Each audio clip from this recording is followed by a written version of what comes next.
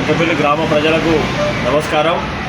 నేను సర్పంచ్ అభ్యర్థిగా పోటీ చేస్తున్న సంగతి మీకు తెలిసిందే. కత్తెర గుర్తుపై ఓటు వేసి భారీ మెజారిటీతో నన్ను గెలిపించవలసిందిగా కోరుచున్నాను. ఈ ఎలక్షను గ్రామ భవిష్యత్తును నిర్ణయించే ఎన్నికలు. మన గ్రామం అన్ని రంగాలలో కూడా వెనుకబడి ఉన్నది.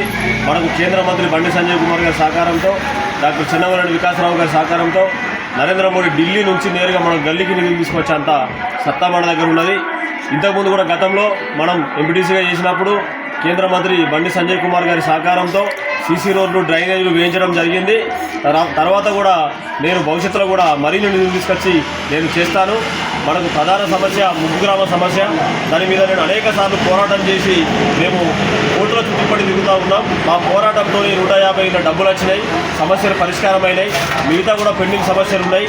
మీ అందరి గొంతుగా నేను ప్రశ్నిస్తానని, ఈ ప్రభుత్వాన్ని మనకు రావాల్సిన 5,04,000 వచ్చే విధంగా నేను పోరాటం చేస్తానని మీ అందరినీ కోరుకుంటున్నాను.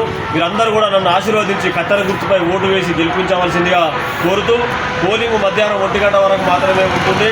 తొందరగా పొద్దున టైంలో వచ్చి ఓటు వేసి పోవాల్సిందిగా మీ అందరినీ కోరుచున్నాను. మరొక్కసారి చెప్తున్నా, కత్తెర గుర్తుపై ఓటు వేసి మన గ్రామ భవిష్యత్తు, మన గ్రామాన్ని ఆదర్శ గ్రామంగా తీర్చిదిద్దుకుందాం. కాబట్టి కత్తెర గుర్తు మీద ఓటు వేసి నన్ను ఆశీర్వదించాలని